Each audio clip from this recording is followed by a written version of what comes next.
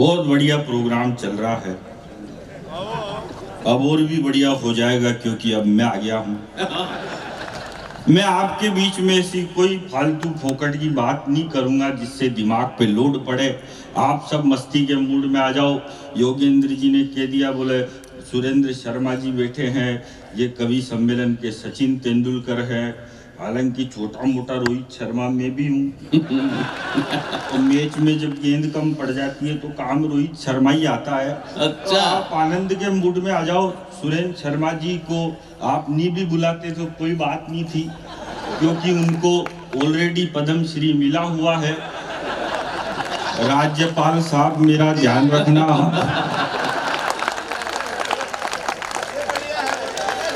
अरे मैं बढ़िया ही करता हूँ सर, तभी तो इतनी दूर भीलवाड़ा बुलाया ना, नहीं लोकल को नहीं बुला लेते किसी को। बहुत अच्छे। दिमाग से काम करना पड़ता है। आप सब मस्ती के मूड में आ जाओ। मैं पाकिस्तान इसके खिलाफ कुछ भी नहीं बोलूंगा। क्या मतलब है, मैंने तो मेरे कुत्ते का नाम पाकिस्तान धर रखा है। जब भी मन में आती है उसी के 2 लात देता हूँ, मस्त रहता हूँ, कौन टेंशन पाले।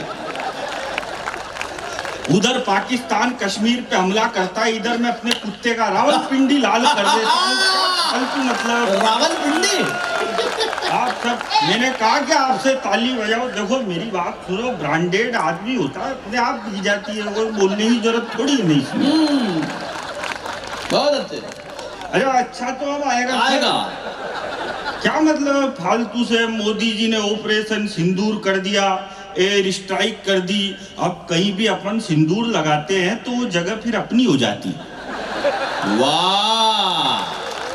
तो मोदी जी ने पाकिस्तान पे सिंदूर लगा दिया तो पाकिस्तान अपना हो गया। और वो मोदी जी की पुरानी आदत है सिंदूर लगा के छोड़ने की। भैया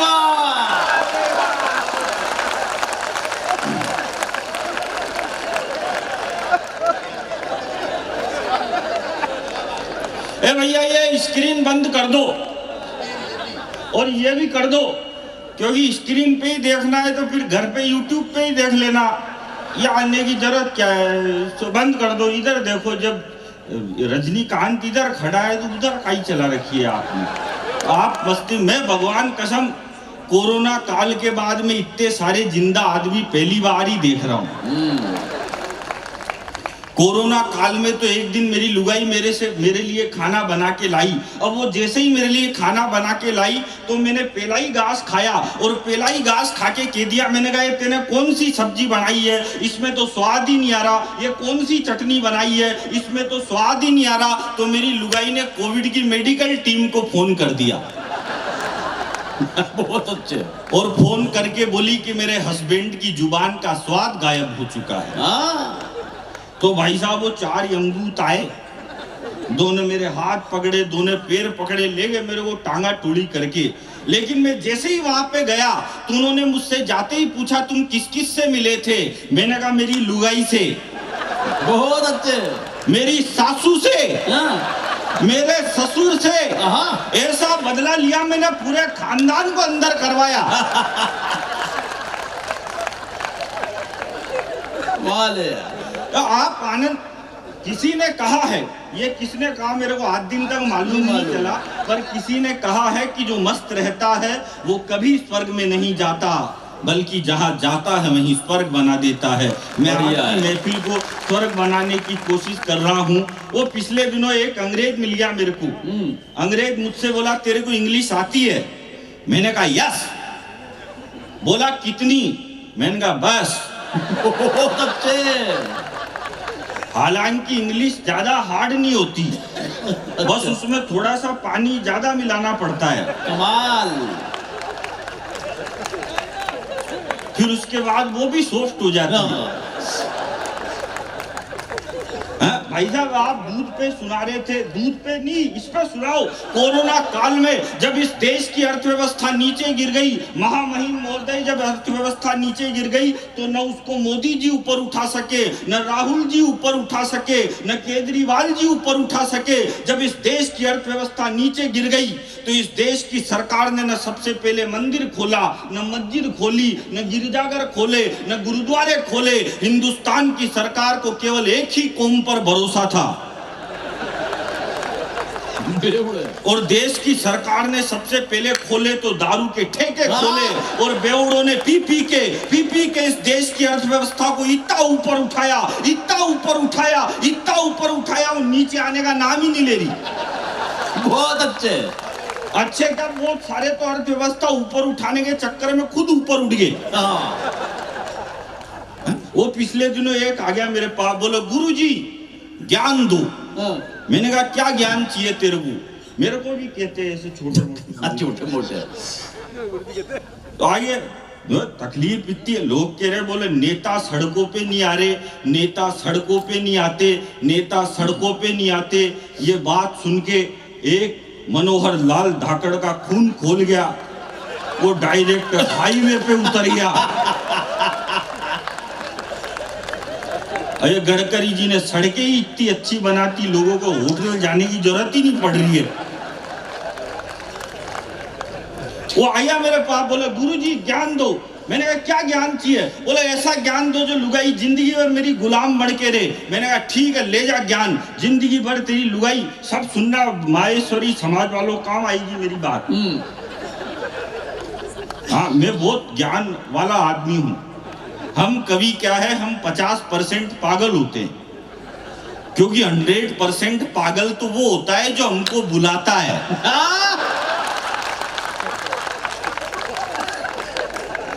वो लाठी जी कहाँ हैं जिन्होंने मेरे को बुलाया?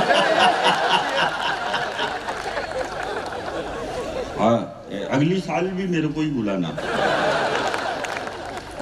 वो आ गया, बोले गुरुजी ज्ञान दो। मैंने कहा ठीक है, ले जा ज्ञान। मैंने कहा ऐसा ज्ञान दूंगा लुगाई तेरी गुलाम बन के रहेगी। तो बोला करना क्या है? मैंने कहा देख कुछ भी नहीं करना, तेरी शादी कब है? बोलो भाई साहब अगले महीने जुलाई में है। मैंने कहा कुछ नहीं करना, शादी के पहले ही दिन तेरी लुगाई के पास एक दारू की बोतल ले जाके रख देना। तेरी लुगाई देखते ही कहेगी एक कैसा बेवड़ा पति मिल गया मेरे को, शादी के पहले ही दिन दारू की बोतल लेके आ गया। तू उसी के सामने दीवार पे फेंक के फोड़ देना और कह देना आज से तेरे प्यार में बंद। तेरी लुगाई जब तेरा इतना बड़ा त्याग और बलिदान देखेगी तो जिंदगी भर तेरी गुलाम बन के रहेगी। बहुत अच्छे।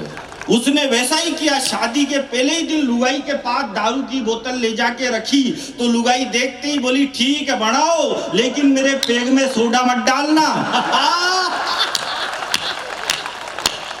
भाई जिंदाबाद।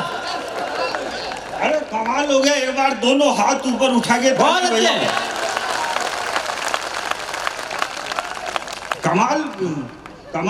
होता नहीं है, करना पड़ता है। अब आप कह रहे थे ना सर 9-10 साली होनी चाहिए, मेरे है 9-10 तो नहीं है, लेकिन ईश्वर की कृपा से मेरे 7 सालियां हैं। ईश्वर मेरे ससुर जी का नाम है। भाई बहुत अच्छे। और मेरा ससुराल इधर ही है, बेगू चित्तौड़गढ़ में।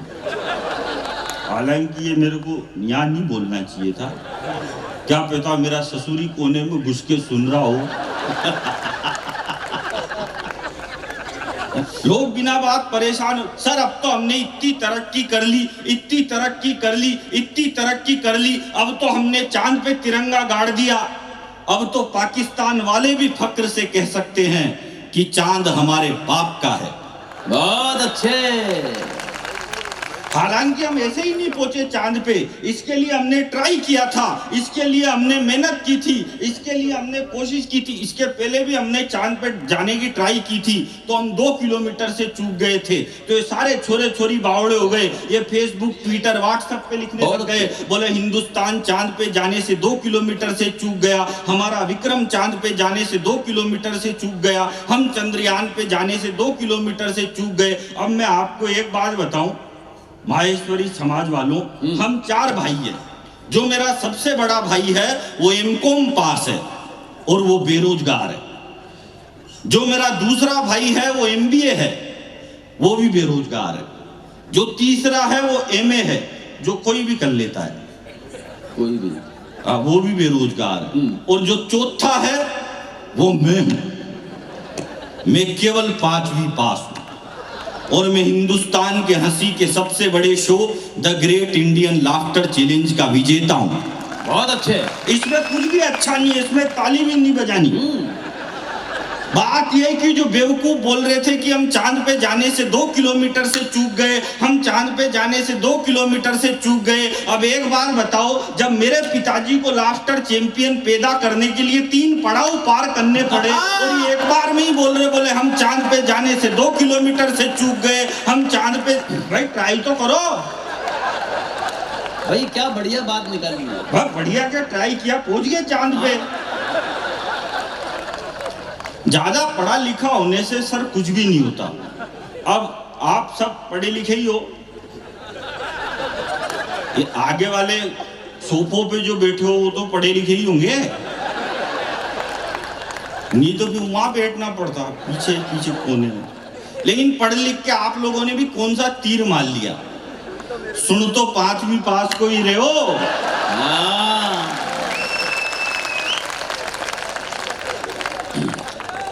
बहुत अच्छे। ज्यादा कुछ भी नहीं होता पढ़ाई लिखाई से। वो मेरे एक दोस्त की तो 1 करोड़ की लॉटरी निकल गई, तो पत्रकार ने उससे पूछ लिया, भाई 1 करोड़ की लॉटरी कैसे निकल गई?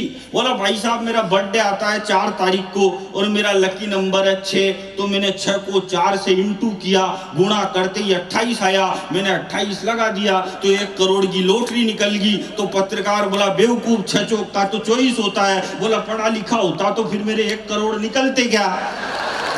लॉजिकली बात। याकूब मेनन को फांसी हुई तो इस देश का पढ़ा लिखा मीडिया बोले याकूब मेनन को गलत फांसी पे लटका दिया, याकूब मेनन के साथ अन्याय हुआ।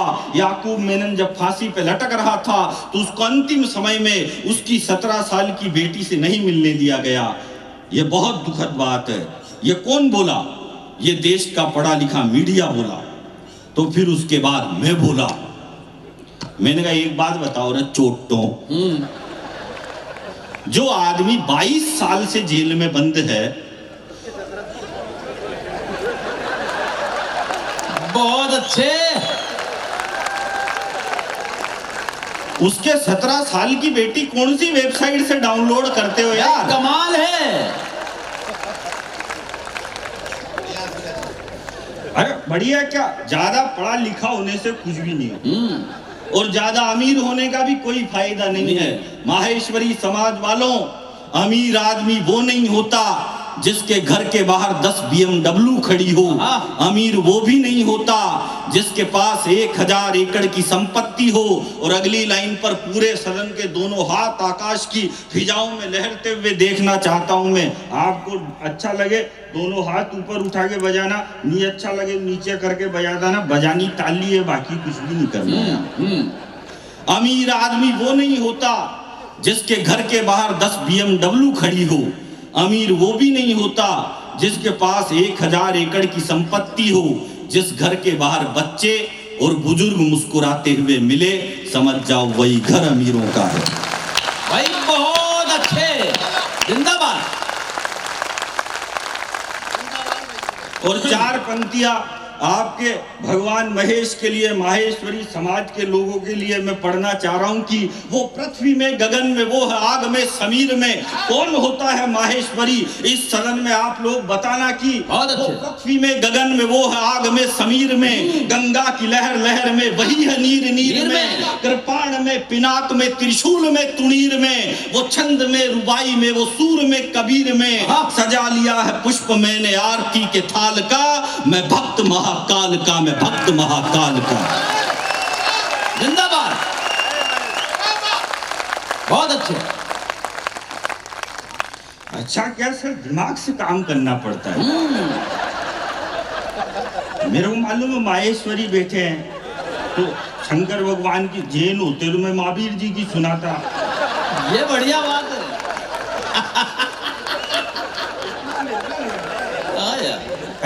हिसाब से काम करना पड़ता, दिमाग होना चाहिए आदमी के अंदर। जितना इनके अंदर टोटल दिमाग है उतना तो मेरा खराब ही रहता है। और मैं तो एक दिन एक दुकान पे गया, मैंने दुकानदार से कहा, मैंने कहा भाई साहब एक काम करो 5 किलो चावल दो। बोला किस में लेके जाएगा? मैंने कहा ये थैला लेके आया हूँ, इसमें लेके जाऊंगा। उसने 5 किलो चावल थैले में डाल दिए। मैंने कहा एक काम कर 5 किलो गेहूं भी दे। वो बोला ये किस में लेके जाएगा? मैंने कहा इसी में मिक्स कर दे, मेरी लुगाई फिर ये बीनती रहेगी, तेरे को कई बात की टेंशन है। उसने दोनों एक में मिक्स कर दिए। मैंने कहा एक काम कर 5 किलो बाजरा भी दे। वो बोला ये किस में लेके जाएगा? मैंने कहा कर दे मिक्स, लुगाई बीनती रहेगी, तेरे को कई बात की प्रॉब्लम है। उसने तीनों एक में मिक्स कर दिए। अब मैं जैसे ही वो थैला उठा के जाने लगा तो बोला भाई साहब पेमेंट। मैंने कहा पेमेंट अगली साल। बोला मैं उधारी में नहीं करता धंधा। मैंने कहा नहीं करता तो तेरा माल वापिस पकड़ अपने, वो कई बात की टेंशन है यार। बहुत अच्छे,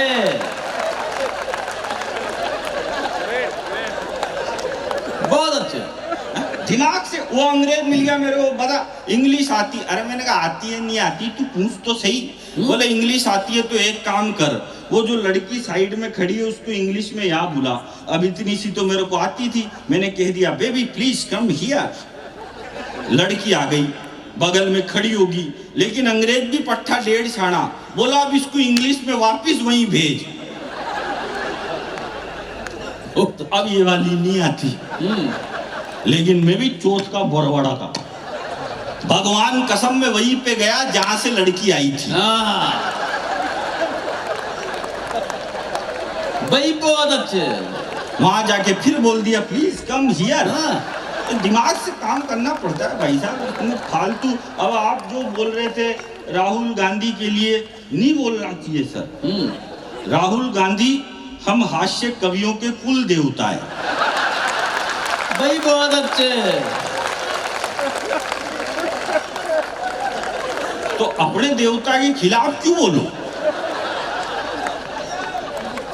हमारे देश के पहले प्रधान, इसको खोल रहे, गर्मी लग रही है, थोड़ा ये फैशन के मामले में रखना पड़ता है।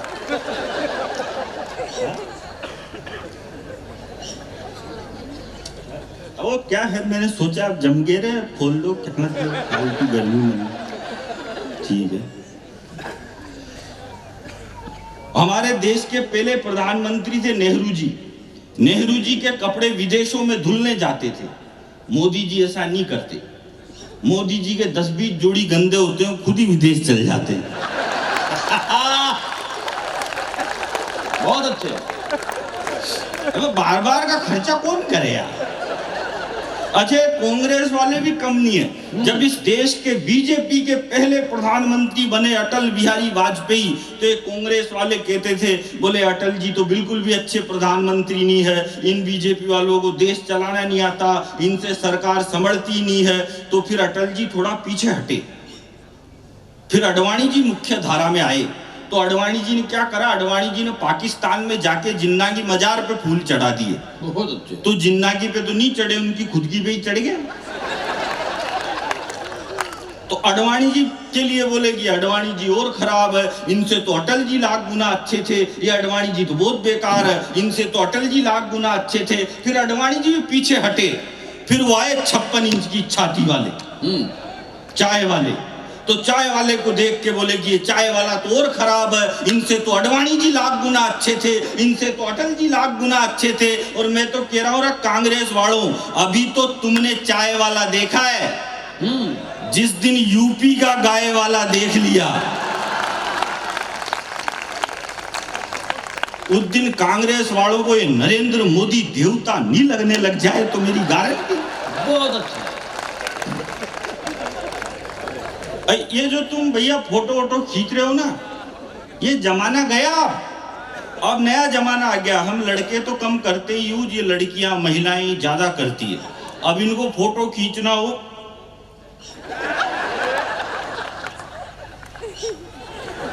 आप ढंग से देखना, सेल्फी खींचते टाइम लड़कियों का और बीड़ी पीते टाइम गांव के बूढ़े डोकरों का मुंह एक जैसा हो जाता है।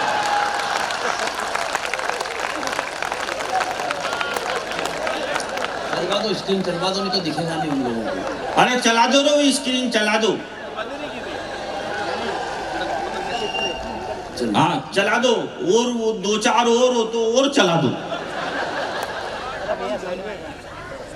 मैं जिंदगी में सब करता हूँ सर, मैं बीड़ी पीने वाले आदमी का बिल्कुल भी भरोसा नहीं करता, क्योंकि वो बार बार एक ही बात कहता है, देख अग्नि हाथ में, झूठ ना बोल रहा हूं। वो वहां भी धर्म ढूंढ लेता है। लेकिन आजकल क्या है, टेक्नोलॉजी इतनी आ गई, मोबाइल इतने आ गए, इसलिए आपके बीच में कह रहा हूं कि बीवी हस्बैंड से और हस्बैंड बीवी से पासवर्ड छिपा रहे हैं।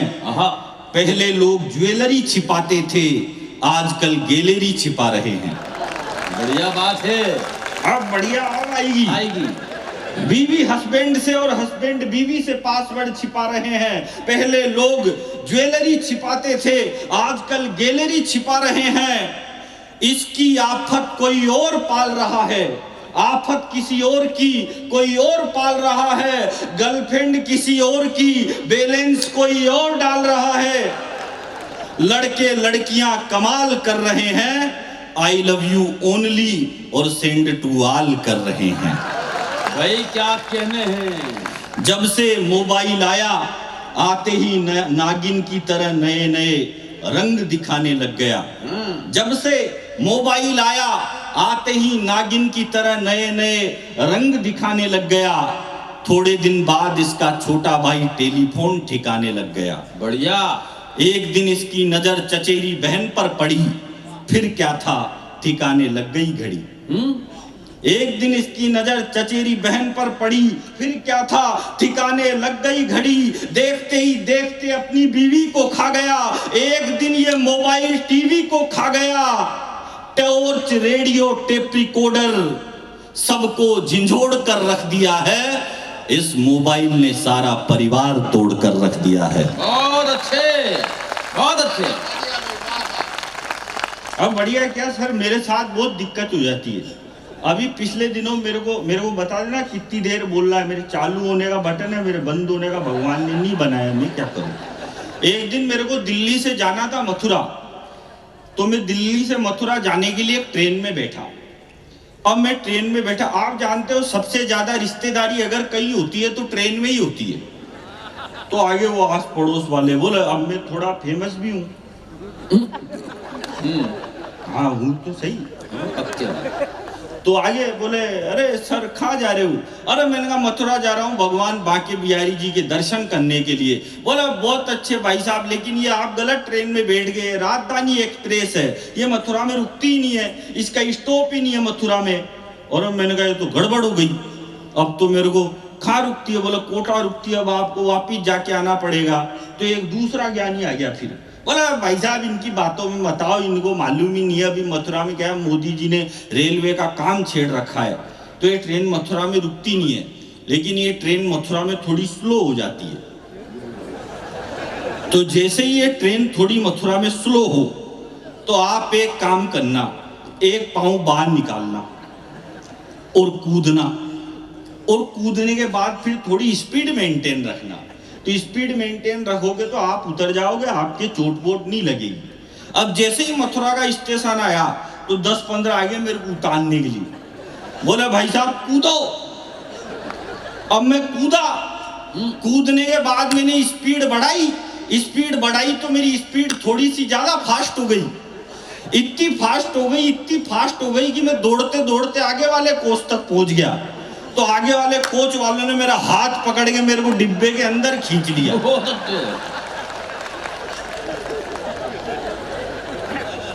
और ये तो कुछ भी नहीं, आपका ठहाका तो इस बात पे आएगा, वो खींच के यूं और बोले भाई साहब आपकी किस्मत अच्छी है, वरना ये ट्रेन तो मथुरा में रुकती भी नहीं है।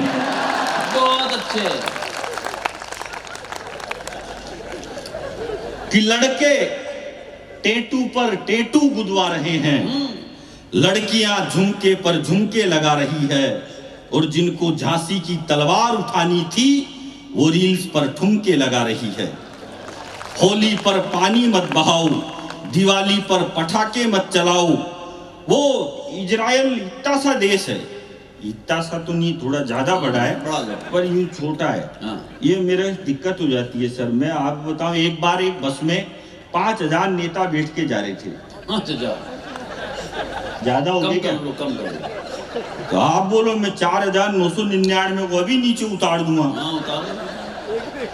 ये क्या है कि मेरे से ऐसे दिक्कत हो जाती, जैसे अब आप संचालन कर रहे हो प्रोग्राम का, ऐसे कभी कभी मेरे को भी दे देते हैं संचालन, बोले तू कर। अब मेरे में लक्षण तो है ही नहीं, अब मेरे को दे दिया संचालन। तो एक बहुत बड़ा कवि आया था, वो आपसे भी बड़ा, हाँ बहुत ही बड़ा, उसने मेरे को कह दिया, बोले यार मैं अमेरिका, न्यूजीलैंड, युगांडा, फुगांडा, Germany, Holland, Poland, Nagaland, Nagaland तो खैर इंडिया में ही है मेरे को मालूम है, तो बोला मैं इधर उधर गया हूँ 10-20 देश, तो तू थोड़ी माइक पे सरका देना तो मेरी झांकी जम जाएगी। तो मैंने माइक पे सरका दी, मैंने कहा भाई साहब इतने बड़े कवि, भाई साहब इतने बड़े कवि, भाई साहब ने 65,000 देशों की यात्रा करी। फिर मेरे को बाद में मालूम चला इतने तो देश ही नहीं होते, थोड़ी ज्यादा सरक गई अपन से, तो वो मेरे से ज्यादा सरक जाती है। वो इजराइल छोटा सा देश है, वो इजराइल रोज एटम बम फोड़ रहा है और हमको दिल्ली में सूतड़ी बम नहीं फोड़ने दे रहे। भाई हम दिवाली पे नहीं फोड़ेंगे तो कब फोड़ेंगे?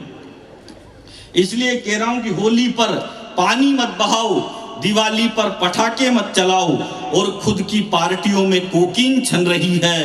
लड़के शाहरुख की अदाओं पर मचल रहे हैं, लड़कियां दीपिका पादुकोण बन रही है।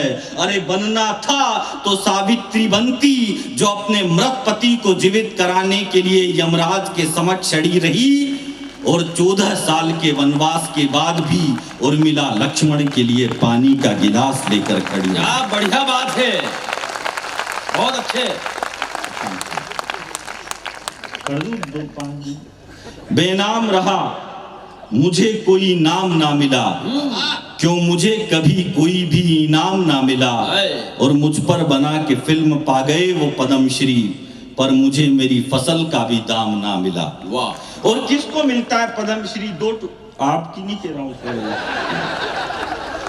2 ठुमके लगाने पर करीना कपूर को दी। माफ करना, ये करीना कपूर, ये विद्या बालन, ये प्रियंका चोपड़ा, ये आलिया भट्ट, ये हमारी नायिका नहीं है। हमारी हीरोइन कोई है, हमारी नायिका कोई है तो झांसी की रानी है, जो अपने दूध पीते बच्चे को कमर पर बांधकर युद्ध के मैदान में उतर जाती है। बहुत अच्छे। और ये विमल बेचने वाला अजय देवगन भी हमारा हीरो नहीं है। इस देश के 3 हीरो तो गुटखा बेच रहे। वो अजय देवगन तो रम्मी और खिलवाड़ा, 3 हीरो गुटखा। वो जेकी श्रॉफ का बच्चा और आ गया, बोला खाओ गुटके पे गुटखा।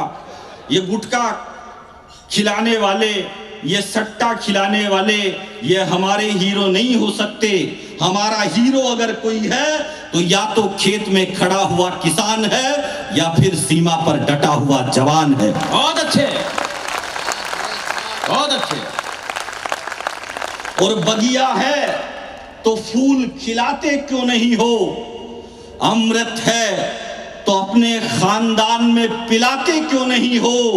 और इतना ही केसर है तुम्हारी विमल में बॉलीवुड वालों, तो मुझे बताओ अपने बच्चों को खिलाते क्यों नहीं हो? इसलिए मैं एक 2 मिनट की कविता हिंदुस्तान की सेना पर सुना रहा हूं, क्योंकि हमारा हीरो कौन है तो 2 ही मिनट लगेंगे। स्वागत। कि उसका भी मन करता है बच्चों को घोड़ा बनकर पीठ पर घुमाने का। बढ़िया। उसका भी मन करता है बच्चों को घोड़ा बनकर पीठ पर घुमाने का, स्कूल जाने से पहले गुड़िया की चोटियां बनाने का। मगर घर से निकल जाता है कर्तव्य का बीड़ा साथ में लेकर, पिता को दवाई कौन देगा ये पीड़ा साथ में लेकर। उसका कद हिमालय से भी बड़ा होता है, जो देश की रक्षा के लिए सरहद पर खड़ा होता है। बहुत अच्छे। और केवल सैनिक ही देशभक्ति नहीं करता, उनका योगदान तो अमूल्य है, लेकिन सिर्फ सैनिक ही देशभक्ति नहीं करता। ये अग्रवाल समाज, ये जैन समाज, ये माहेश्वरी समाज जब हिंदुस्तान की सरकार को इनकम टैक्स देता है, तब सेना के गोदामों में बारूद भरा जाता है। इसलिए देशभक्ति तो आपकी भी अमूल्य है। बहुत अच्छे। उसका भी मन करता है बच्चों को घोड़ा बनकर पीठ पर घुमाने का, स्कूल जाने से पहले गुड़िया की चोटियां बनाने का। मगर घर से निकल जाता है कर्तव्य का बीड़ा साथ में लेकर, पिता को दवाई कौन देगा ये पीड़ा साथ में लेकर। वो ठंडी बर्फ में भी मुस्कुराता है आसमान ओढ़कर, बढ़िया वो पंक्ति। तपती रेत में भी सो जाता है घुटनों को मोड़कर, वो सालों तक अपने आंगन के दर्शन नहीं करता, वो रूखी सूखी खा लेता है मगर कभी जंतर मंतर पर प्रदर्शन नहीं करता। बढ़िया। एक दिन सैनिक की बेटी अपने पिताजी को फोन करके कहती है कि पापा जल्दी घर लौट आओ, मैं आपके बालों में कंघा घुमाना चाहती हूँ। पापा जल्दी घर लौट आओ, मैं आपके बालों में कंघा घुमाना चाहती हूँ। रात को सोने से पहले आपकी मूंछों में ताव लगाना चाहती हूँ। छुट्टियों में नानी के घर जाऊंगी ना तो एक संदूक लेकर आना। छुट्टियों में नानी के घर जाऊंगी ना तो एक संदूक लेकर आना, और मैं भी सैनिक बनना चाहती हूँ, मेरे लिए भी एक बंदूक लेकर आना। छुट्टियों में नानी के घर जाऊंगी तो एक संदूक लेकर आना, और मैं भी सैनिक बनना चाहती हूँ, मेरे लिए भी एक बंदूक लेकर आना। मगर जैसा जाता है सैनिक वैसा घर नहीं आता, जैसा जाता है सैनिक वैसा घर नहीं आता।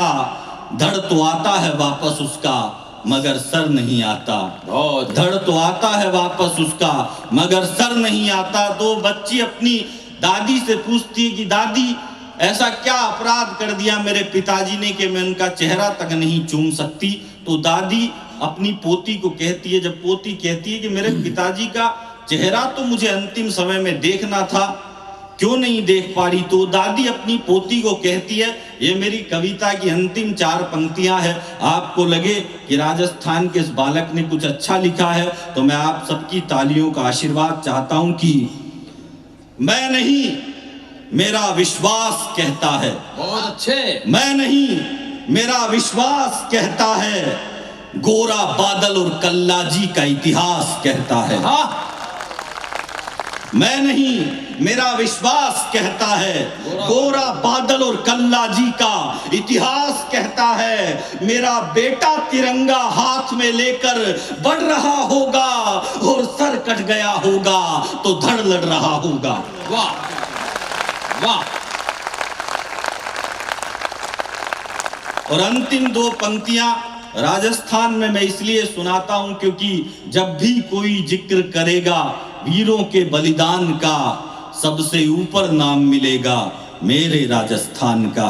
अंतिम 2 पंक्तियां हैं और इन अंतिम 2 पंक्तियों पर आपकी तालियां चाहता हूं कि मैं नहीं मेरा विश्वास कहता है, गोरा बादल और कल्लाजी का इतिहास कहता है। मेरा बेटा तिरंगा हाथ में लेकर बढ़ रहा होगा और सर कट गया होगा तो धड़ लड़ रहा होगा, क्योंकि शूरवीरों के कदम कभी रुकते नहीं है, क्योंकि शूरवीरों के कदम कभी रुकते नहीं है। और बेटी तेरे पापा तिरंगे के अलावा किसी और के आगे झुकते नहीं है।